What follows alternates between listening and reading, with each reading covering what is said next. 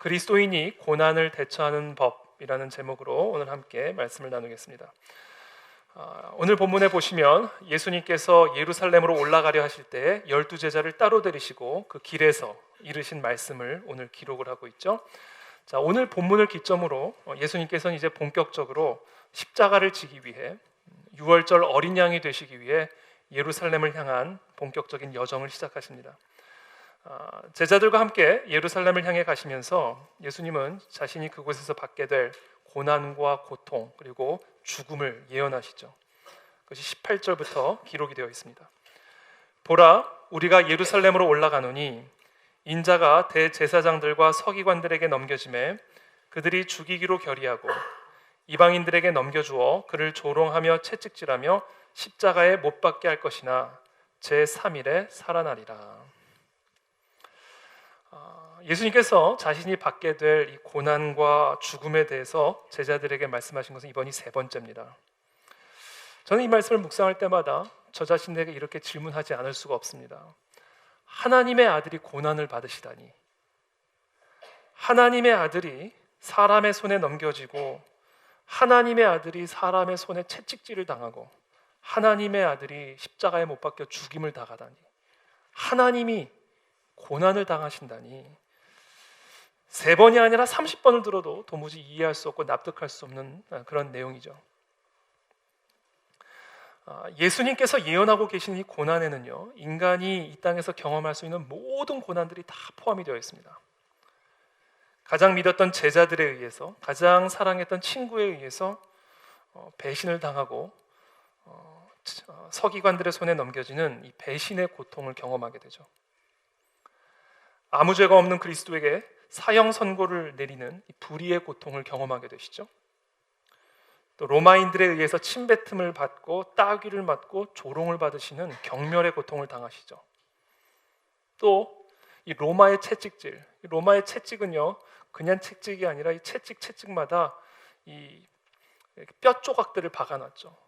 이 채찍이 그냥 한 갈래로 돼 있는 게 아니라 마치 나뭇가지처럼 큰 줄기에 여러 갈래들이 있고요. 그 갈래들마다 뼈 조각들이 있어서 한번 몸을 휘감아가지고 내리치면 이 살점이 다 뜯겨지는 말할 수 없는 고통, 육체적인 고통을 경험하시죠.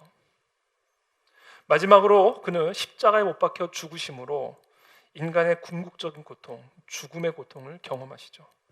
예수님, 하나님의 아들, 하나님의 본체이신 예수 그리스도께서 이 땅에서 인간이 당할 수 있는 모든 고난을 다 당하셨다. 어떻게 그럴 수가 있는가?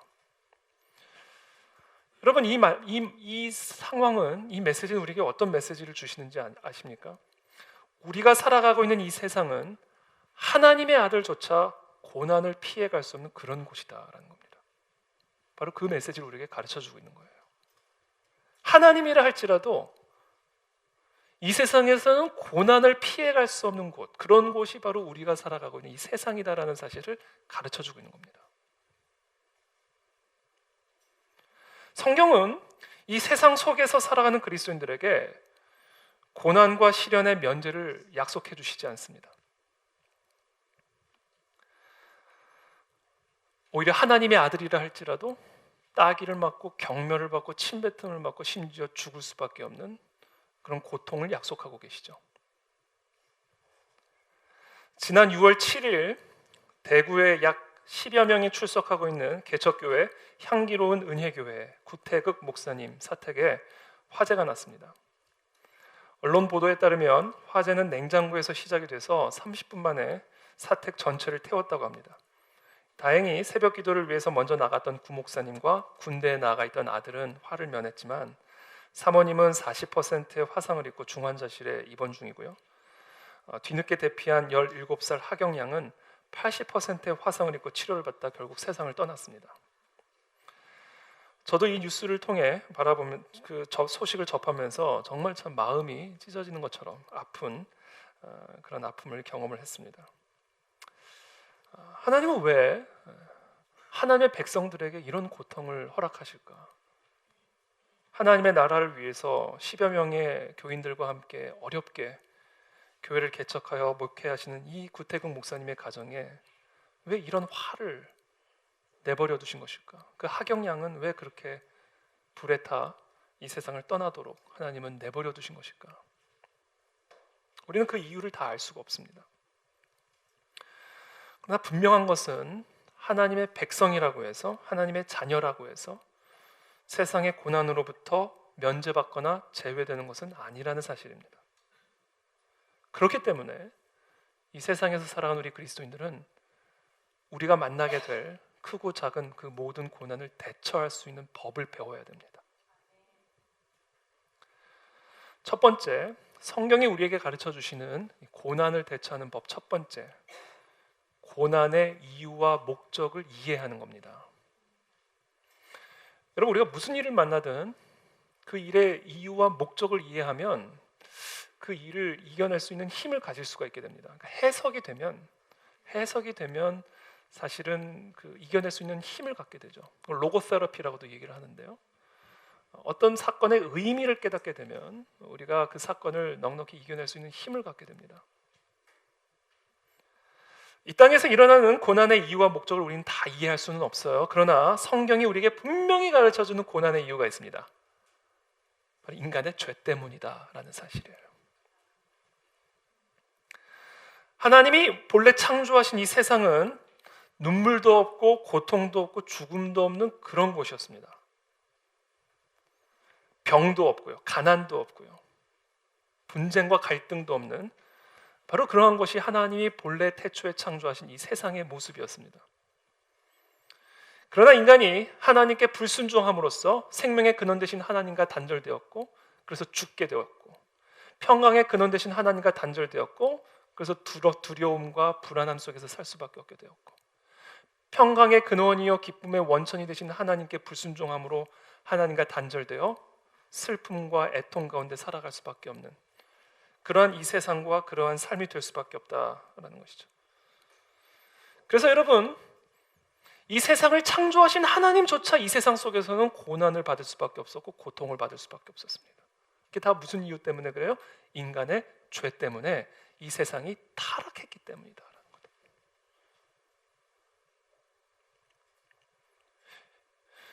아담과 하와가 하나님께 불순종한 직후에 하나님은 아담과 하와에게 다음과 같은 선언을 하십니다. 여자에게 이르시되 내가 네게 임신하는 고통을 크게 더하리니. 여기서 말하는 임신하는 고통은요, 제가 이 말씀을 최근에 다시 묵상하면서 이게 단순히 출산할 때 느끼는 그 육체의 고통만을 의미하는 게 아니라는 것을 깨달았어요. 임신하는 고통, 아이를 낳아서 양육을 하고 키우는, 제가 이번에 낙태죄 폐지 토론회를 가서 제가 느낀 게 뭐냐면 바로 이 임신하는 고통 때문에 이 고통 피하려고 낙태하는 거더라고요, 보니까. 자, 이런 고통이 더해진다. 고통이 더해진다. 이거는 하나님이 인간의 타락으로 말미암아 인간에게 허락하신 고통이다. 땅은 너로 말미암아 저주를 받고 너는 네 평생에 수고하여야 그 소산을 먹으리라. 땅이 저주를 받았다라는 거. 우리가 살아가는 이 땅이 저주를 받았다. 그래서 우리는 평생에 수고를 해야 그 소산을 먹을 수 있는. 타락 이전의 노동은 힘든 것이 아니었어요. 기쁨의 노동이었죠. 하나님은 태초에 노동하는 하나님으로 그려지죠. 창세기를 보시면 노동은 타락의 산물이 아니에요. 하나님은 태초부터 노동하시는 분이었어요. 그리고 인간에게 그 노동을 명령하셨죠. 타락 이전의 노동은 고통스럽지 않았고 수고롭지 않았어요. 그러나 인간의 타락으로 말미암아 이 땅이 저주를 받았기에 우리는 평생에 이 수고하는 노동을 통해 소산을 먹을 수밖에 없는 존재가 되었다. 출근하는 게 하루하루 힘든 이유가 인간의 타락으로 말미암은 일이다. 너는 흙이니 흙으로 돌아갈 것이니라. 우리는 원래 죽지 않은 존재였지만 하나님께 불순종함으로 죽을 수밖에 없는, 흙으로 돌아갈 수밖에 없는 그런 존재가 되었죠. 피조물이 다 이제까지 함께 탄식하며 우리가 살아간 이 세상 피조물 전체가 다 타락을 했기 때문에 함께 탄식을 하고 있다. 그래서 함께 고통을 겪고 있고, 이것이 지금 우리가 살아가고 있는 세상이다라는 거예요. 그래서 이처럼 인간의 죄 때문에 이 세상에 살아가는 개인과 가정과 사회와 국가와 자연과 모든 피조물들이 다 타락하게 되었기 때문에 그 타락한 피조 세계 안에 들어온 하나님조차 침뱉음을 당하고 따귀를 맞고 채찍질을 당하고 십자가에 죽을 수밖에 없는 고통을 피할 수가 없었던 거예요. 이것이 바로 고난의 이유와 목적이다. 고난의 이유다라는 겁니다. 고난의 이유. 또 다른 이유가 있습니다. 우리에게 고난이 주어지는 이유, 우리가 이 세상에서 고난을 당할 수밖에 없는 또 다른 이유가 있는데, 또 다른 이유는 뭐냐면 고난이 우리에게 필요하기 때문이다라는 거예요. 제가 지금 말씀드린 것처럼 세상이 타락한 이유는 인간이 타락했기 때문이라고 말씀을 드렸습니다. 그래서 세상의 문제는 인간의 문제입니다. 다른 것의 문제가 아니라 인간의 문제다. 그래서 세상을 변화시키기 위해서는 반드시 인간을 변화시켜야 됩니다. 근데 그 인간을 변화시키기 위한 하나님의 도구가 있는데 그것이 바로 고난이다라는 겁니다. 고난. 그래서 하나님께서는 하나님의 자녀들에게 고난을 면제시켜 줄 것을 약속하시는 것이 아니라 오히려 고난을 약속하고 계신다라는 겁니다. 오늘 본문의 예언은 예수님이 받게 될 고난을 예언하고 있을 뿐 아니라 그 예수 그리스도처럼 이 땅에 살아가는 우리 모두도 받게 될 그 고난을 동시에 예언하고 있는 거예요. 그러나 동시에 예수님은 말씀하시죠. 채찍질하며 십자가에 못 박게 할 것이나 제3일에 살아나리라. 자, 이 제3일에 살아나리라, 이 약속 역시 비단 예수님의 부활만을 약속하고 예언하고 계시는 것이 아니라 그리스도와 같이 고난을 받는 우리 모두도 그 고난을 통과한 후에는 예수님처럼 새 피조물로, 부활의 몸으로 새 피조물로 다시 새롭게 태어나게 될 것을 약속하고 계시는 거예요. 우리 안에 있는 모든 불순물들이 걸러지고 더 거룩한 예수 그리스도의 형상을 닮은 습관과 기질과 생각과 세계관을 가진 그러한 하나님의 사람으로 새롭게 태어나게 하시는 하나님의 도구가 고난이다라는 거다. 고난이다. 그래서 욥은 자신의 고난을 통과한 후에 다음과 같이 고백합니다. 나의 가는 길을 오직 그가 아시나니. 우리가 지금 걸어가고 있는 이 고난의 길을 하나님은 다 알고 계신다. 특별히 무엇을 알고 계시는가? 그 목적을 알고 계신다. 그래서 그가 나를 단련하신 후에는 내가 정금과 같이 나오게 될 것이다.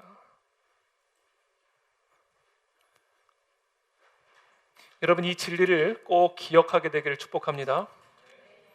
우리가 정금과 같이 되어 나오기 위해서 우리에게 하나님은 고난이 필요하다. 그래서 고난을 약속하고 계십니다. 욥과 같이 베드로도 고난을 이 금을 연단하는 풀무불과 같다고 설명을 합니다. 여러분, 이 연단이란 단어를 여러분 많이 들어보셔서 아시겠지만 이 연단이라는 것은요, 금속 안에 박혀 있고 섞여 있는 불순물들을 걸러내서 더 순수한 금속을 만드는 과정을 의미하는 단어입니다. 그게 연단이란 단어예요. 근데 이 연단을 위해서 반드시 필요한 게 있습니다. 그게 뭔지 아세요? 바로 불입니다. 불. 여러분, 금속 안에 섞여 있는 불순물을 무슨 수로 빼냅니까? 예를 들면 제 반지 안에 날파리가 섞여 있다 한번 생각해보세요. 주조하는 과정에서 실수로 갑자기 날파리가 휙 들어가가지고 마치 화석처럼 날파리가 이러고 딱 이러고 제 반지 안에 박혀 있다고 한번 상상해 보세요. 이거 어떻게 빼낼 겁니까? 이거 어떻게 빼내겠어요? 방법이 있죠. 망치로 부셔가지고 빼내는 방법이 있죠. 그러나 그렇게 되면 반지 자체가 쓸모가 없어져 버리기 때문에 그 방법은 쓸 수 없는 방법이에요. 어떻게 하면 뺄 수 있을까요? 그래서 필요한 게 불이에요. 근데 불도 그냥 불이 아니라 이 은을 완전히 녹여버릴 수 있는, 물처럼 그냥 녹여버릴 수 있는 정도의 불이 필요한 겁니다. 그래서 이 반지를 또는 그 금속을 불 속에 넣어서 물처럼 만든 다음에 불순물들을 걸러내어서 더 순전한 금속으로 다시 태어나게 만드는 겁니다. 바로 이게 연단이라는 단어의 의미예요. 여러분, 사람을 무슨 수로 바꿀 수가 있습니까? 여러분, 사람의 생각 안에 박혀있는 불순물들을 어떻게 빼냅니까? 사람의 습성과 기질 안에 박혀있는 그 불순물들을 도대체 무엇으로 건져낼 수가 있겠습니까? 하나님을 대적하는 사람의 본성과 타고난 그 심령을 도대체 무엇으로 변화시킬 수가 있겠습니까? 하나님은 그 인간을 변화시킬 수 있는 방법을 은유하는 단어로 연단이라는 단어를 쓰고 계시는 거예요. 마치 금속을 뜨거운 불 속에 녹여서 물처럼 만든 다음에 그 딱딱한 금속 안에 섞여 있던 불순물들을 걸러내는 것처럼 인간을 아주 뜨거운 불 속에 집어넣어서 딱딱하게 굳어버린 생각도 그냥 물처럼 다 녹여버리고, 딱딱하게 굳어져 버린 고집도 다 물처럼 녹여버리고, 딱딱하게 그냥 평생을 굳어온 습관과 세계관도 그냥 다 물처럼 다 녹여버려가지고 그 속에 섞여 있는 불순물들 하나님이 쫙 걸러내는 작업을 하시는 게, 이게 우리에게 고난을 약속하시는 이유입니다. 그렇지 않고 무슨 수로 사람의 생각 안에 박혀 있고 사람의 기질 안에 박혀 있는 불순물들을 빼낼 수가 있겠냐고요. 저는 그와 같은 은혜가 우리의 삶에 있음을 여러분 믿으시고, 특별히 지금 이 고난의 불 가운데 통과하고 계신 분들은 바로 하나님이 그와 같은 일들을 행하고 계심을 믿으시기를 축복합니다. 물처럼 만드시는 거예요. 물.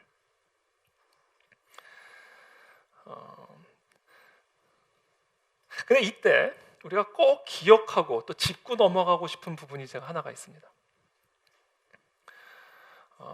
우리가 이런 고난의 환경을 지나갈 때 우리가 그 변화를 거부하게 되면 자칫 고난을 더 키울 수 있다는 사실을 꼭 기억하셔야 됩니다.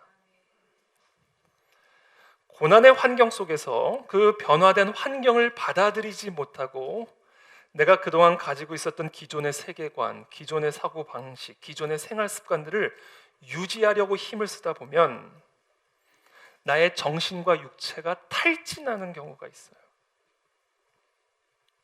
고난으로 인해 변화된 환경과 변화를 거부하는 나 사이의 이 괴리, 이 긴장 속에서 그 압력을 견뎌내지 못하고 결국 내가 탈진하는 상황이 일어나게 됩니다. 그런 경우에 심장병이나 고혈압이나 암과 같은 심각한 육체적 질병을 얻을 수도 있게 되고요. 또 정신적으로는 우울증, 공황장애와 같은 정신적인 질병을 얻을 수도 있게 됩니다. 그래서 최악의 경우에는 생명을 잃게 되거나 정말 최악의 경우는 스스로 생명을 버리는 경우도 일어나게 되는 거예요.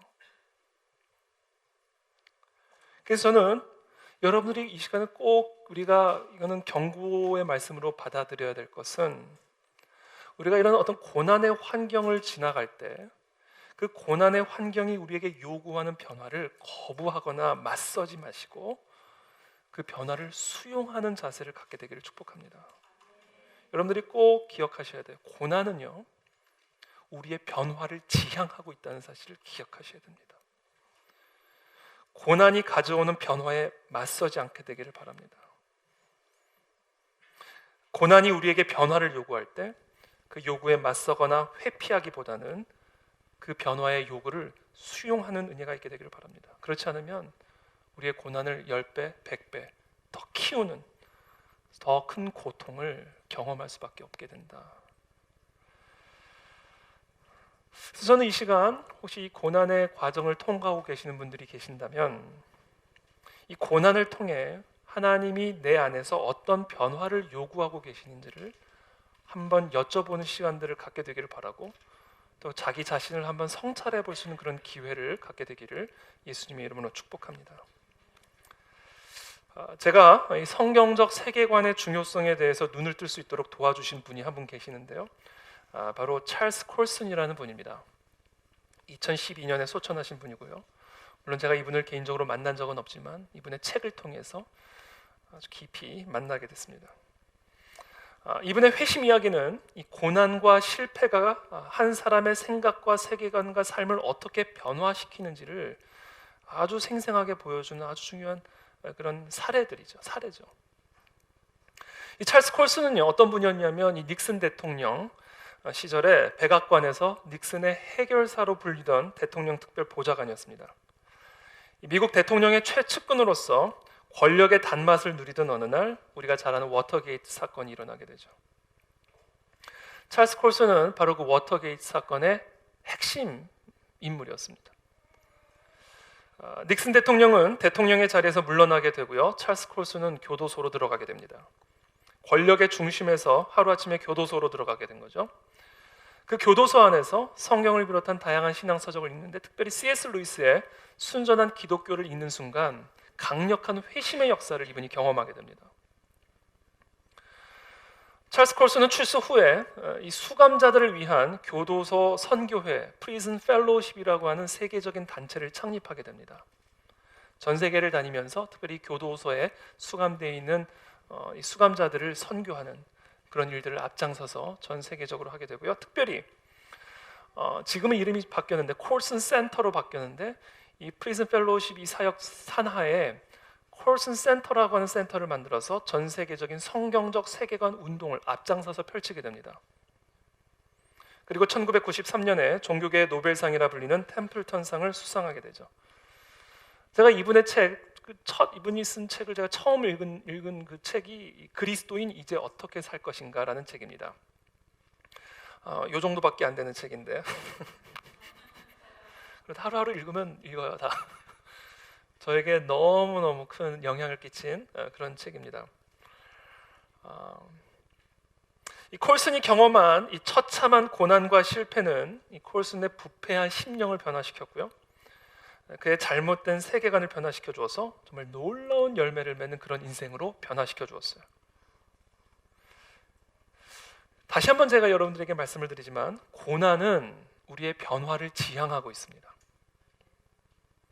하나님이 우리에게 고난을 허락하시는 이유는 우리를 변화시키기 위함입니다. 우리가 완성형인 것처럼 여러분 자신을 생각하지 마십시오. 우리는 끊임없는 변화가 필요한 사람들입니다. 그러므로 고난의 바람이 우리의 삶에 불어오게 되면 그 바람에 저항하지 마십시오. 그 바람이 나를 새롭게 변화시킬 수 있도록 그 변화를 수용하는 은혜가 있게 되기를 축복합니다. 그때 하나님이 우리의 삶 속에 새롭고 놀라운 열매의 시작들을 이루어 가신다라는 거죠. 그래서 베드로도 이렇게 고백합니다. 그러므로 너희가 이제 여러 가지 시험으로 말미암아 잠깐 근심하게 되지 않을 수 없으나 이 고난은 우리에게 근심을 주기는 줍니다. 그러나 잠깐 줍니다. 오히려 더 크게 기뻐하는도다. 왜? 고난은 언제나 우리의 변화를 지향하기 때문에, 우리를 더 나은 사람으로 우리를 성장시키는 일을 지향하기 때문에 고난이라는 것 자체가 잠깐은 아프고 고통스럽지만 그러나 우리에게 오히려 더 큰 기쁨을 가져다 준다라는 사실이에요. 이어서 이렇게 얘기합니다. 너희 믿음의 확실함은 불로 연단하여 없어질 금보다 더 귀하여. 하나님이 이 불같은 금을 연단하니 불같은 시험으로 우리를 연단하실 때 뭐가 우리 안에서 일어나냐면 믿음의 확실함이 일어나게 된다라는 거예요. 하나님을 믿는 믿음이 더 확실해지게 된다. 이것을 바꿔 말하면 하나님을 더 깊이 경험하게 되고 살아계신 하나님을 더 깊이 체험하게 되어 이 믿음이 연단하여 없어질 금보다도 더 귀한 믿음의 확실함이 자리 잡게 된다라는 거예요. 그래서 예수 그리스도께서 나타나실 그날에 칭찬과 영광과 존귀를 얻게 하기 위함이다. 그러므로 우리가 시험을 당하고 고난을 만날 때 잠깐은 근심할 수 있지만 그것은 정말 앞으로 얻게 될 칭찬과 영광과 존귀에 비하면 정말 잠깐에 불과한 그러한 고난이므로 오히려 더 크게 기뻐할 것을 사도 베드로가 권면하고 있는 것이죠.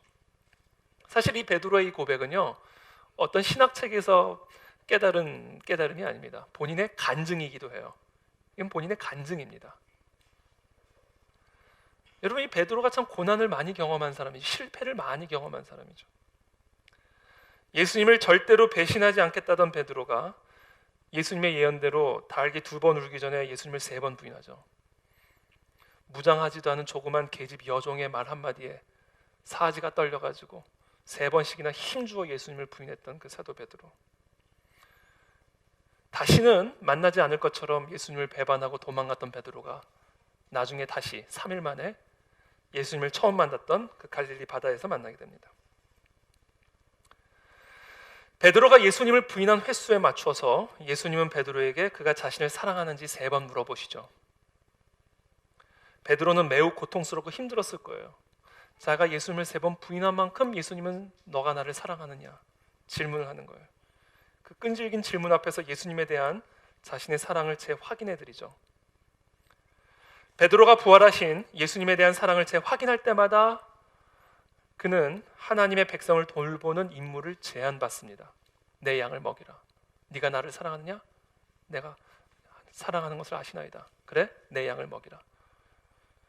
베드로가 예수님을 부인한 만큼 예수님은 베드로에게 재확인을 하시고 3번 임무를 위임하시는 그 내용을 우리가 보게 됩니다. 이 모든 것들이 이 베드로에게는 고난이고 고통이죠. 수치고요. 그리고 나서 이 베드로가 받게 된 이 임무가 얼마나 큰 대가를 치르게 될지 미리 알려주시기라도 하듯이 예수님은 베드로가 어떤 죽음으로 죽게 될지를 암시하십니다. 오랜 기독교 전통에 따르면 베드로는 네로 황제의 재임기에 로마에서 십자가형을 받게 되었고요. 예수님과 같은 방식으로 처형당할 수 없다고 해서 거꾸로 매달려 십자가에서 죽임을 당한 것으로 알려지고 있습니다. 여러분, 베드로는요, 겉으로 보기에는 예수님을 따르고 있었던 제자였습니다. 겉으로 보기에는 예수님에 대한 대단한 사랑과 믿음과 헌신을 가지고 있었던 사람이에요. 배도 버리고 그물도 다 버리고 예수님을 따랐던 예수님의 수제자죠. 그러나 그 마음에는 믿음은 있었어요. 헌신도 있었고요. 그러나 그 헌신 안에 거래의 원리가 섞여 있었죠. 보상의 심리가 섞여 있었죠. 예수님에 대한 사랑이 분명히 있었어요. 그러나 그 안에는 비겁함과 배신할 수 있는, 언제든지 배신할 수 있는 불신도 섞여 있었죠. 하나님께서는 이 베드로의 고난과 실패, 그것을 통하여 베드로 안에 섞여 있었던 이 모든 불순물들을 걸러내고 하나님의 나라와 교회를 위한 사명을 제안하시는 겁니다. 저는 우리가 지금 통과하는 이 모든 고난 안에 바로 그와 같은 하나님의 섭리가 있으심을 여러분들 꼭 기억하고 믿으시기를 축복합니다. 우리를 더 정금과 같은 믿음의 소유자, 더 정금과 같은 연단된 하나님의 사람으로 우리를 세우셔서 하나님의 귀한 사명을 우리에게 맡기시기 위한 하나님의 뜻이 우리의 고난과 실패 안에 담겨져 있다라는 거예요. 그러므로 절망하지 마시고 낙심하지 마시고 이 고난 가운데 있는 이 하나님의 귀한 섭리를 기억하시고 이 고난의 길을, 그 여정을 힘내어 걸어가는 저와 여러분들 다 되시기를 예수님의 이름으로 축복합니다. 그런데 이런 일이 자동적으로 일어나는 건 아니에요. 고난을 받았다고 해서 다 이런 일이 우리 안에서 일어나는 건 아닙니다. 그 고난에 우리가 어떻게 반응하느냐에 따라 달라집니다. 그래서 우리에게 성경이 가르쳐 주시는 고난 대처법 2번째, 부활하신 예수 그리스도와 함께 그 고난의 길을 걸어가야 된다라고 말씀하시는 겁니다. 고난이 저절로 우리를 변화시켜 주지 않아요. 고난의 불이 저절로 우리를 정금과 같이 나오게 만들어 주지 않아요. 그 고난의 불에 우리가 어떻게 반응하느냐에 따라 달라질 수가 있어요. 우리는 이 고난의 불에 어떻게 반응해야 되는 것인가? 성경은 우리에게 가르쳐 주십니다. 부활하신 예수 그리스도와 같이 그 고난의 길을 걸어서 지나가라고 말씀하고 계십니다. 여러분, 고난을 대처하는 문제와 관련해서 성경이 가르쳐주는 은유 가운데 하나가 뭐냐면 바로 걷기입니다. 걷기. 성경에서 우리에게 가르쳐주는 이 고난을 어떤 식으로 설명하냐면 어렵고 위태롭고 치명적일 수 있는 무언가를 걸어서 지나가는 거라고 이야기합니다. 내가 사망의 음침한 골짜기로 다닐지라도 걸어간다라는 거예요. 걸어간다. 우리가 사망의 음침한 골짜기를 걸어갈 때 초자연적인 기적의 역사를 기대할지 모르지만 고난은 그냥 걸어서 반드시 통과해야만 하는 거다라는 거예요. 비둘기처럼 날아서 지나갈 수도 없고 축지법으로 한 걸음에 지나갈 수도 없어요. 마치 마라톤 선수처럼 한 걸음 한 걸음 그 사망의 음침한 골짜기든 아니면 물 가운데든 불 가운데든 그냥 그 길을 걸어서 한 걸음 한 걸음 지나가는 것 외에는 다른 방법이 없다라는 거예요. 이것이 고난을 통과하는 성경의 가르침이에요. 그런데 홀로 걸어서 지나가는 것이 아니라 부활하신 예수 그리스도와 함께 그 길을 걸어서 지나가라고 가르쳐주고 계시는 겁니다. 내가 사망의 음침한 골짜기로 다닐지라도 해를 두려워하지 않을 것은 주께서 나와 함께 하심이라. 네가 물 가운데로 지나갈 때에 내가 너와 함께 할 것이라. 하나님의 약속은 고난을 없애주시겠다라는 약속이 아니에요. 물 가운데 지나갈 때 날라서 지나갈 수 있도록 약속하고 계시는 게 아니에요. 하나님의 약속은 고난을 없애주시겠다는 약속이 아니라 고난을 지나갈 때 함께 하시겠다라는 약속이에요. 이것이 성경이 우리에게 가르쳐준 고난 대처법이에요. 우리는 고난을 걸어서 지나가야만 합니다. 그냥 다른 길이 없어요. 아무 일도 없는 것처럼 위축당하지 않고 두려워하지 말고 그냥 그 길을 그냥 걸어서 지나가야 되는 거예요. 누구와 함께? 죽음을 이기신, 모든 고난을 경험하셨지만 그 고난을 이기신 예수 그리스도와 함께 그냥 그 길을 한 걸음 한 걸음 걸어서 지나가는 것 외에는 다른 길이 없다. 날아갈 수 없고 도망갈 수 없다. 캘리포니아에 파라다이스라는 동네가 있습니다. 한번 가보고 싶지 않으세요? 그 도시에서 얼마 전에 큰 산불이 일어났어요. 산 전체가 불이 타오르고 있는데 그 불타고 있는 그 산속을 지나가는 한 가정의 그 모습이 촬영이 되어서 제가 최근에 한번 본 일이 있는데 그 영상을 우리 잠깐 한번 같이 보고 말씀을 이어가도록 하겠습니다. Heavenly Father, please help us. Please help us to be safe.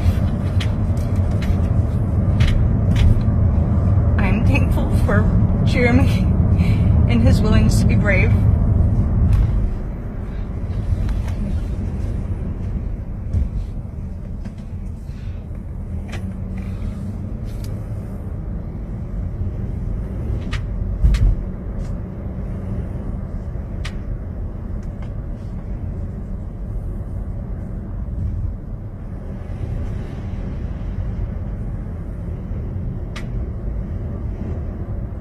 할렐루야 이게 나와야 돼요. 그렇죠.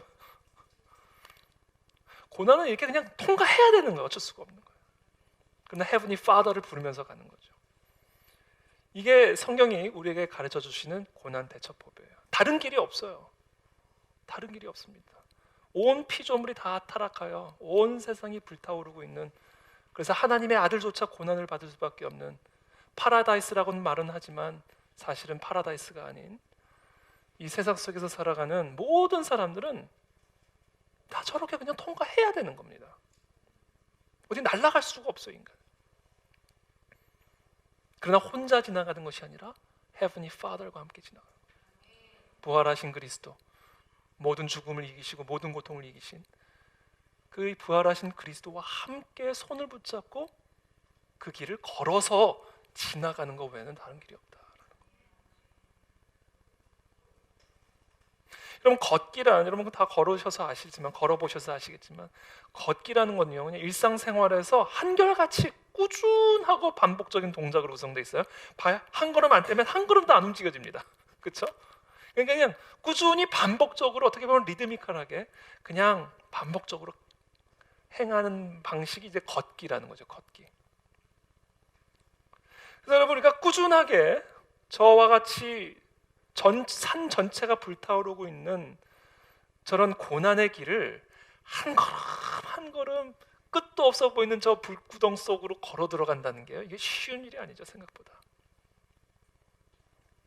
그게 지금 제가 보니까 얼마나 됐는지는 모르겠지만 뒷부분만 편집을 한 영상이기 때문에 얼마나 저 길을 걸어가는, 차를 타고 가는지 모르지만 그것이 10분이 아니라 30분이 아니라 1시간, 1시간이 아니라 10시간을, 10시간이 아니라 이틀을 차를 타고 저렇게 불구덩이 속으로 계속해서 걸어서 지나간다고 한번 상상을 해보십시오. 이게 우리가 부활하신 예수 그리스도를 아무리 믿어도요, 믿음이 지켜지는 게 쉬운 일이 아니죠. 하나님이 진짜 나랑 함께 하시는 거야? 하나님이 나를 버리신 건 아니야? 난 이제 이렇게 살다가 그냥 이 불구덩 속에서 죽을 수밖에 없는 거 아니야? 라는 불안과 의심이 들 수밖에 없어요. 그래서 우리가 일상의 삶에서 끊임없이 끝나지 않을 것 같은 이 고난의 길을 꾸준히 반복적으로 걸어 지나가는 데 있어서 우리에게 반드시 필요한 게 있는데요, 놓쳐서는 안 되는 거, 붙들어야 되는 게, 그리스도께서 항상 나와 함께하고 계신다라는 그 믿음을 절대로 잃어버려서는 안 됩니다. 눈으로 보기에는 불구덩이에 불과하지만 하나님이 그 속에 함께 하신다는 이 믿음을 절대로 잃어버려서는 안 돼요. 하나님이 나를 버리고 아무 일도 안 하시는 것처럼 눈으로는 보일지 모르지만 실제로 하나님은 그 속에서 나와 함께하고 계시고 그 속에서 나를 위해서 일하고 계신다는 이 사실을 한순간도 잊어버려서는 안 됩니다. 그것을 잃어버린 순간 우리는 정말 저 불구덩이에 절망과 낭만과 두려움 속에 묻혀버릴 수밖에 없게 됩니다. 예수님께서 십자가에서 죽어가시던 그 성금요일, 오늘 이 본문의 예언처럼 예수님은 이제 예루살렘에 올라가셔서 성금요일에 골고다 언덕에 십자가에 못 박혀 죽임을 당하시죠. 그때 그 골고다 언덕을 둘러싸고 있었던 제자들과 그 무리들의 그 무력감과 절망감을 여러분 한번 상상해 보십시오. 아마도 예수님을 사랑하는 제자들로서, 또 예수님을 사랑하는 가족들로서 지금 하나님의 아들이 십자가에 못 박혀 지금 죽어가고 계시니 하나님께서 어떤 기적적인 극적인 일을 일으키셔서 저 십자가에 매달린 예수님을 구해 주시기를 바랬을 거예요. 그러지 않았겠습니까, 여러분? 사랑하는 내 아들이, 사랑하는 내 형님이, 사랑하는 우리 선생님이 오병이어를 먹이셨던 분인데, 오병이어로 수천 명을 먹이셨던 분이신데, 하나님의 능력이, 하나님의 역사가 함께 하셔서 죽은 나사로도 일으키셨던 바로 그 하나님의 아들이신데, 만약에 저분이 정말 하나님의 아들이라면 저 십자가에서 저렇게 그냥 내버려 방치돼서 죽임을 당할 수는 없을 것이다. 정말 하나님이 살아계시고 정말 이분이 하나님의 아들이시라면 하나님이 저 십자가에서 저분을 구원해 주실 것이다라는 기대를 여러분 갖지 않았겠냐고요. 여러분 입장을 바꿔서 한번 생각해 보십시오. 그러나 예수님은 그냥 그렇게 십자가에 매달려 계시다가 고통 가운데 물과 피를 다 쏟으시고 그 자리에서 옆에 있는 강도들과 함께 죽임을 당하셨죠. 아마도 그곳에 있던 로마 병사들은 물론이고 대제사장 그리고 제자들까지도 아마 마음속에 결론을 내렸을 거야. 표현은 안 했을지 모르지만 하나님은 이 자리에 함께 계시지 않았다. 하나님의 버림을 받았다.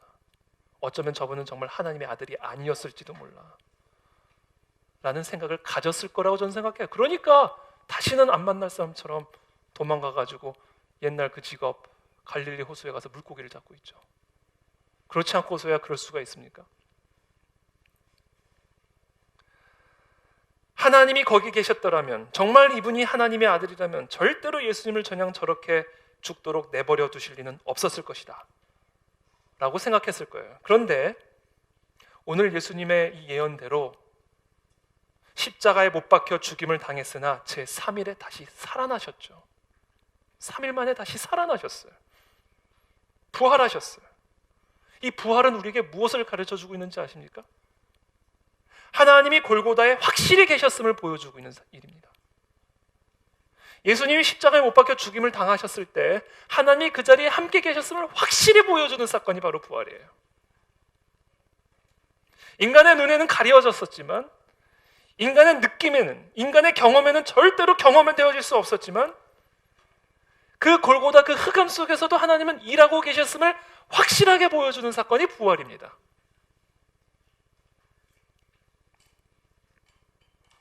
부활은 하나님의 부재로 해석되었던 경험이 사실은 하나님의 숨은 임재였음을 증명해 주었던 사건입니다.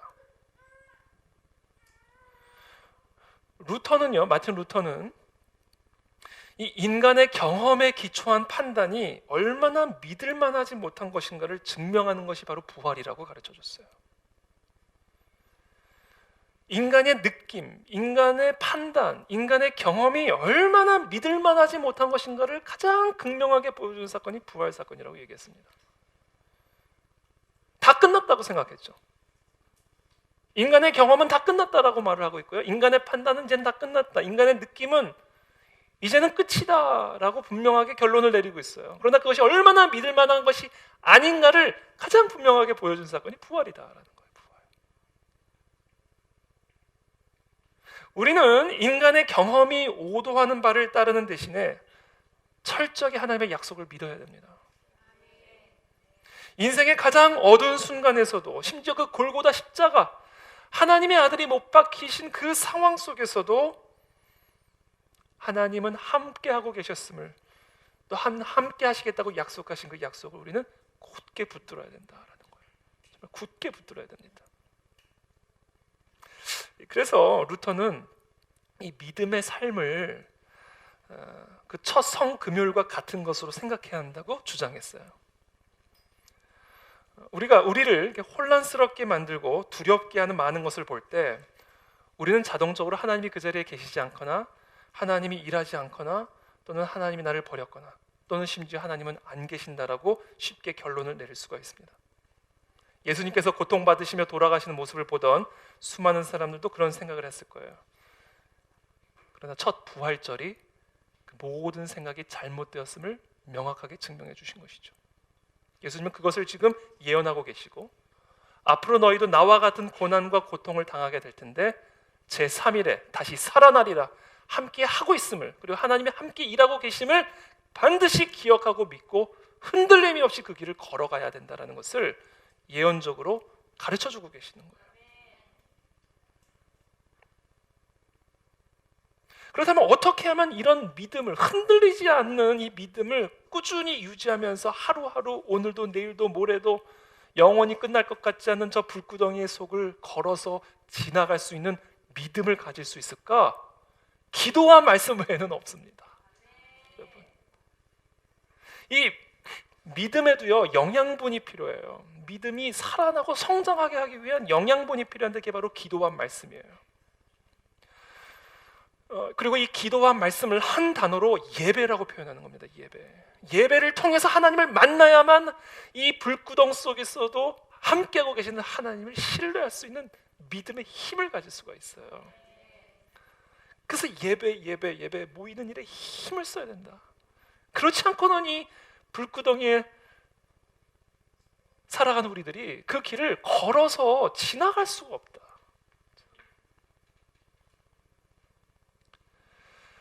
여러분, 긴 거리의 길을 걸어갈 때 우리에게 중요한 두 가지가 있습니다. 뭐냐면 호흡이 중요해요. 호흡 조절을 잘해야 됩니다. 마라톤 같은 게임은요 장거리이기 때문에 호흡 조절 실패하면요 중간에 하차하게 됩니다.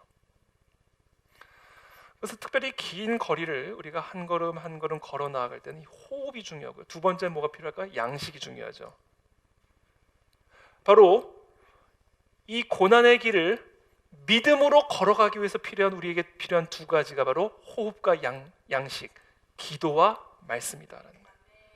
기도는 호흡이요, 말씀은 양식입니다. 이 영혼의 호흡과 영혼의 양식으로 우리가 무장되어 있지 않으면 우리는 절대로 이 고난의 길을 믿음으로 부활하신 그리스도와 함께 걸어 나갈 수 있는 힘을 가질 수가 없게 됩니다. 불가능해져요. 특별히 이 기도를 할 때는요, 여러분, 특별히 고난의 길을 걸어갈 때 우리에게 아주 중요한 기도 가운데 하나가 뭐냐면요, 토해내는 기도예요. 토해내는 기도. 물론 저 불을 꺼주십시오. 꺼주십시오. 불이 꺼져라. 불을 꺼주십시오. 불 가운데서도 안전을 지켜주십시오. 물론 그런 기도도 중요한데요, 기본적으로 토해내는 기도예요. 그냥 내 안에 드는 생각들을 다 토해내야 돼요. 두렵죠? 왜 안 두렵습니까? 저 불구덩이를 걸어가는데 어떻게 안 두려울 수가 있어요? 그러면 그때 두렵다고 토해내야 돼요. 아까 그 여인의 기도를 들으셨죠? Heavenly Father, 도와달라. 아까 여러분들이 들으신 그 기도는요, 그냥 토해내는 기도예요. 토해내는 기도.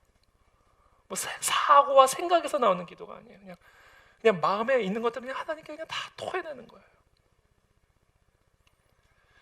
그래서 이 시편의 기자들은요, 시편을 보면 이 시편은요 다 토예요. 토.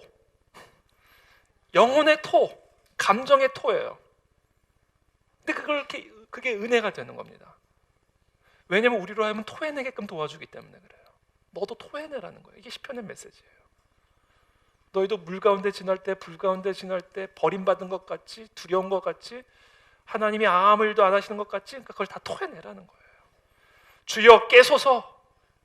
어찌하여 주무시나이까? 이게 사람이 하나님께 할 말입니까 이게? 근데 하라는 거예요. 왜 그런 느낌이 드니까 토해내라는 거예요.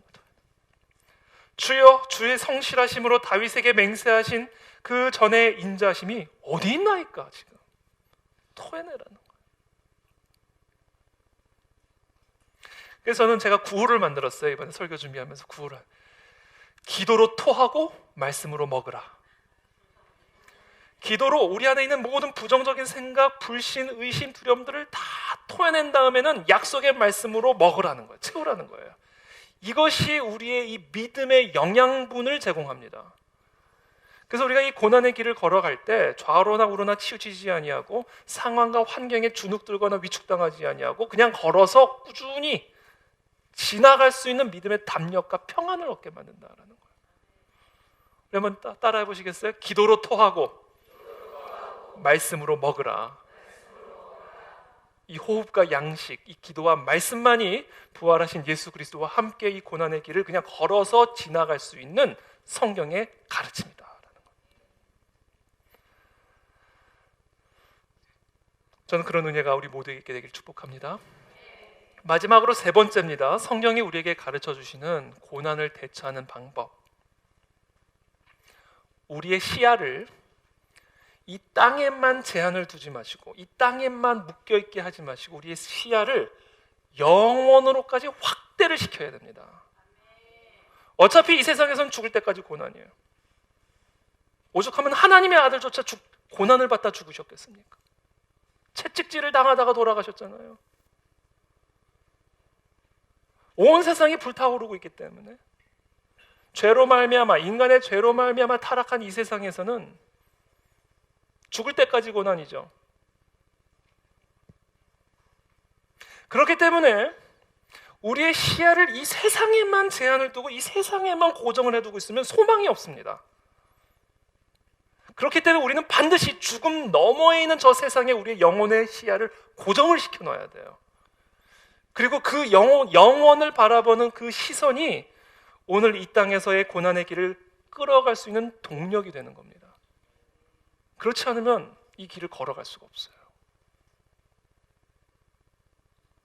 이 고난의 길이 인도하는 최종적인 종착역은 바로 영원한 삶, 하나님의 나라, 천국이라는 사실을 정확한 시선을 가지고 이 길을 걸어가야 물 가운데 지날지라도 불 가운데 지날지라도 그 천국이 우리에게 주시는 그 소망을 붙들고 이 길을 걸어갈 수가 있게 된다라는 거예요. 예수님 역시 오늘 본문에서 말씀하시는 것처럼 이 소망을 품고 지금 예루살렘을 향해 걸어가시는 거예요.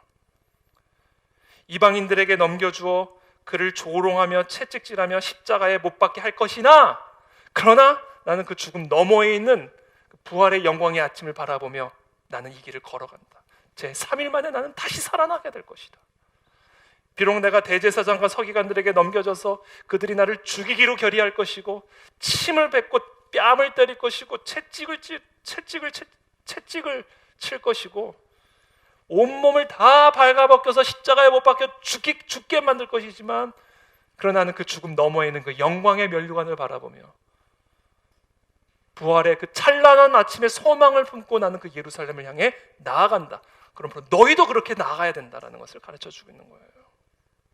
너희도 나와 같이 부활의 몸을 입을 그 날을 기대하며 이 고난의 길을 걸어가지 않으면 우리에겐 소망이 없다.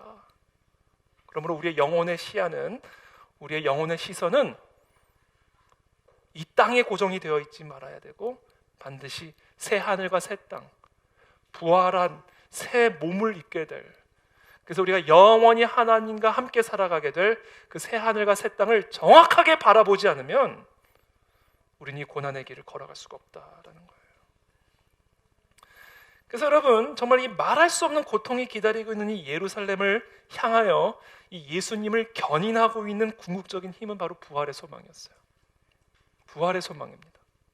새 몸을 입게 될, 영원히 소멸되지 않을 새 하늘과 새 땅을 바라보는 그 소망이 예수님을 이 예루살렘으로 견인하는 동력이었어요. 예루살렘의 십자가가 끝이 아니라는 사실을 명확하게 보셨기 때문에 그 길을 향해 담대하게 걸어 나갈 수 있었던 겁니다. 십자가 저 너머에 있는 멸류관, 십자가의 패배 너머에 있는 그 영원한 승리가 약속되었음을 보고 있기 때문에 그 길을 걸어갈 수 있었다. 저는 이 시간 축복합니다. 그 눈이 열리게 되기를 축복합니다. 그래서 이번 우리 어노인팅 캠프의 강의 주제가 천국이에요. 천국을 알아야 됩니다. 그래야 천국에 대한 소망을 품을 수가 있고, 그 천국에 대한 소망을 품어야만 우리는 이 땅의 고난의 길을 걸어서 지나갈 수 있다. 이건 그냥 걸어서 지나가는 길에 불과하다는 사실을 깨닫게 되는 거예요.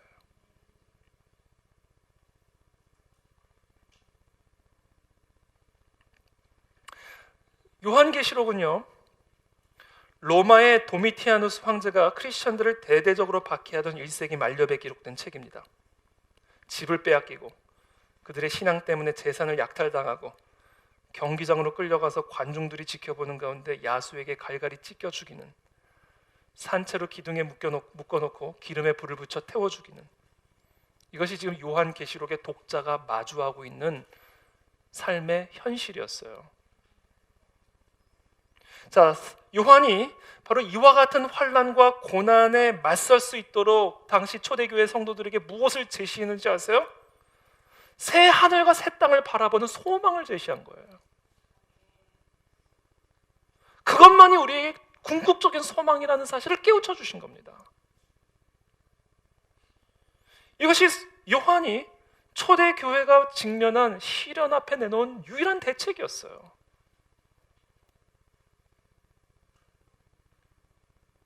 초기 크리스천들은요, 환난을 놀라울 만큼, 정말 믿기지 않을 만큼 침착하게 받아들였죠. 자기를 물어서 뜯어 죽이려고 하는 그 야수 앞에서 찬양을 할 수가 있습니까? 어떻게? 자신을 핍박하는 자들을 어떻게 용서할 수 있습니까? 그러니까 이 사람들을 쳐서 죽이는 사람들이 이 사람들 안에는 뭐가 다른 게 있다는 것을 다 보고 안 거예요. 이거는 이럴 수가 없다는 거죠. 이럴 수가. 어떻게 스데반이 돌에 맞아 죽을 수 있는 담력을 돌에 맞아서 안 아플 사람이 어디 있겠어요? 그 돌로 자신을 쳐서 죽이려고 하는 사람을 미워하지 않고 저주하지 않을 사람이 어디 있겠어요? 그러나 스데반은 돌을 맞아 죽어가면서까지도 그들을 위해서 중보할 수 있어요. 어떻게 그게 가능했을까? 천국문을 봤기 때문에 그래. 하나님 보좌 우편에 예수님이 서 계신 것을 볼 수 있는 영안이 그 순간 활짝 열린 거예요. 순간. 바로 이 눈을 가져야 우리는 이 고난의 길을 끝까지 걸어서 지나갈 수 있다라는 겁니다. 그거 없이는 여기 못 걸어가요. 어떻게 걸어갑니까 이거를? 그 소망 없이.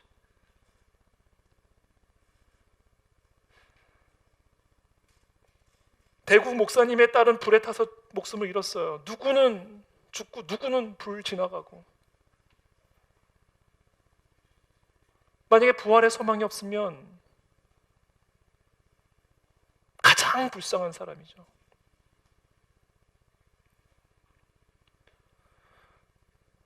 왜 누구는 불 가운데를 지나가고 누구는 왜 불에 타서 죽습니까? 하나님 분명히 말씀하셨잖아요. 불 가운데 지날지라도 그 불이 너를 삼키지 못할 거라고 분명히 약속하셨죠. 그럼 하나님은 거짓말하신 거네요. 명확하게 거짓말하신 거잖아요.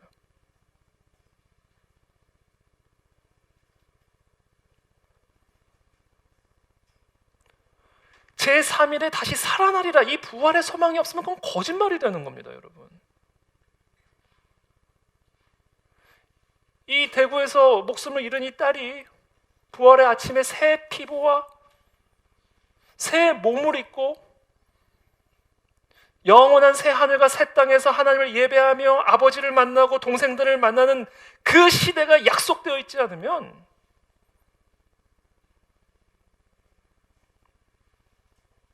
하나님은 거짓말쟁이인 거예요.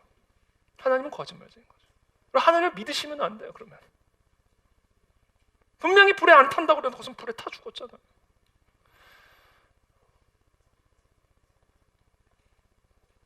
그렇기 때문에 저와 여러분들이 천국의 소망을 품지 않으면요, 이 땅에서 경험하는 고난과 아픔과 상처를 해결할 수 있는 길이 없다.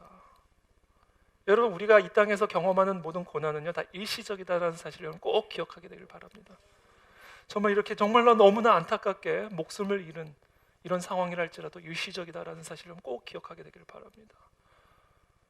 그렇게 어처구니 없이 야수의 몸이 찢겨서 죽임을 당하고 칼에 찔림을 당하고 그렇게 죽임을 당했을지라도 그것이 결코 영원한 사망이요 저주가 아니라 일시적인 지나가는 길에 불과했다는 사실을 우리가 꼭 기억할 때 우리는 그 천국의 소망을 품고 끝까지 그 길을 걸어갈 수 있는 담력과 평강과 능력을 얻을 수가 있게 된다라는 겁니다.